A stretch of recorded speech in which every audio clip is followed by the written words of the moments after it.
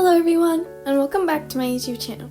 In today's video, I'll be doing a video on PEMDAS and how you'll be using PEMDAS in equations. I really hope you guys enjoyed this video, so without further ado, let's head on straight into it. So what does PEMDAS stand for and what do we use it for? So we use it to solve equations in the correct order and correct sequence. So we have parentheses, exponents, multiplication, division, addition, and subtraction. So, and you always start from the P and end with the S. So I'll get more into that in a bit, but it's important that you use PEMDAS because if not, you might get a different answer than if you used it. So first things first, in this equation, so there are parentheses around the 7 plus 3. So this means that we're going to do this thing first. So remember, parentheses, PEMDAS. Parentheses is the first thing that comes. So the first thing we will do is parentheses. Then if there's multiplication like there is here, we will do that after because the M in PEMDAS comes after the P. And here, for example, you'll do the same exact thing. You'll start with the parentheses and then multiply the two parentheses together. You always have to make sure that it's in the correct order, otherwise you'll get a different answer. So here 11 plus 4, and that's in parentheses, plus 2 squared. So we go ahead and solve for 2 squared, which is 4, and we'll also get 15, 11 plus 4. And then we add them because that's the last step in here because it's PEMDAS. It will be the last step. Now here, for example, first things first is parentheses because PEMDAS, the E actually comes after the P. So we first get 6 squared plus 1, and then that's 37.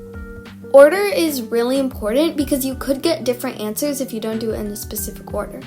Multiplication, and so here, for example, I have only addition and subtraction. And technically, although addition comes before the subtraction, I could do it either way because think about it, addition and subtraction have the same strength and multiplication and division have the same strength, like as each other. So as you can see here, I did them both ways and I still got 3.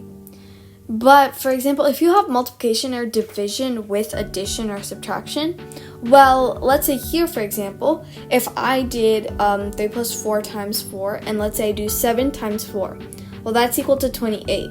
And then 3 plus 4 times 4, so that's 16 plus 3. So as you can see, there are 2 different ways of doing it, but you're always going to do the way that follows PEMDAS. Multiplication before addition or subtraction, multiplication and division before addition or subtraction. If it helps you, you could always even draw parentheses around the multiplication or division so you remember.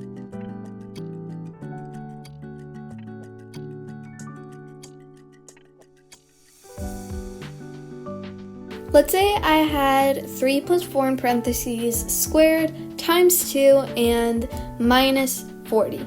So we're always going to do the parentheses first and the exponents first. So remember, we have 7 squared, which is 49. And then we multiply that by 2. We don't subtract 40 from 2 because that would mean we're doing the subtraction before the actual multiplication.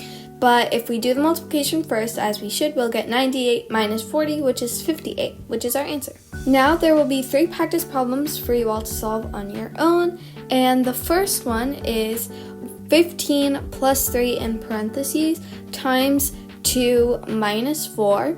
And then the next one is 7 plus 6 squared minus 26. And the last one is 20 plus 1 in parentheses minus 2 cubed. You'll have 2 minutes.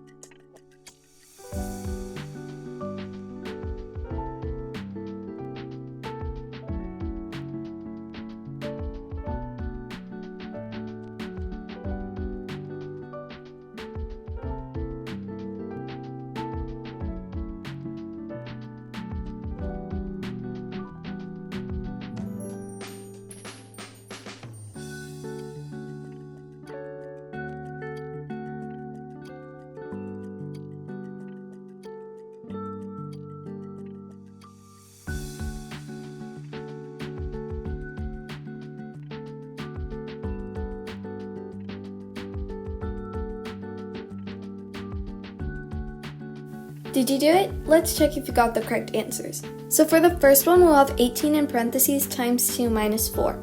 And we'll do the multiplication before the subtraction. So we'll have 36 minus 4, and that is 32. So as you can see, I followed all of the rules of PEMDAS to solve this equation so that I solve it in the correct order.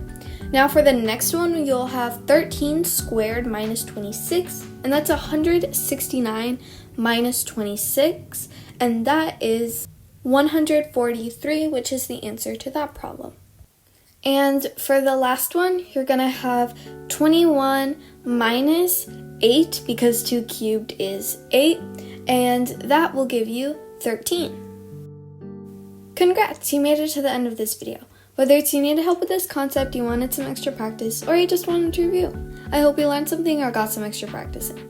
It'd mean the world to me if you subscribed and hit the notification bell so you get notified every time I post a brand new video. And if you liked this video, please give it a thumbs up. If you didn't, give it a thumbs down. It just tells me if I need to change anything.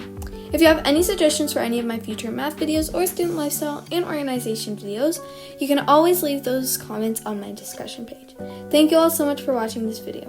Bye!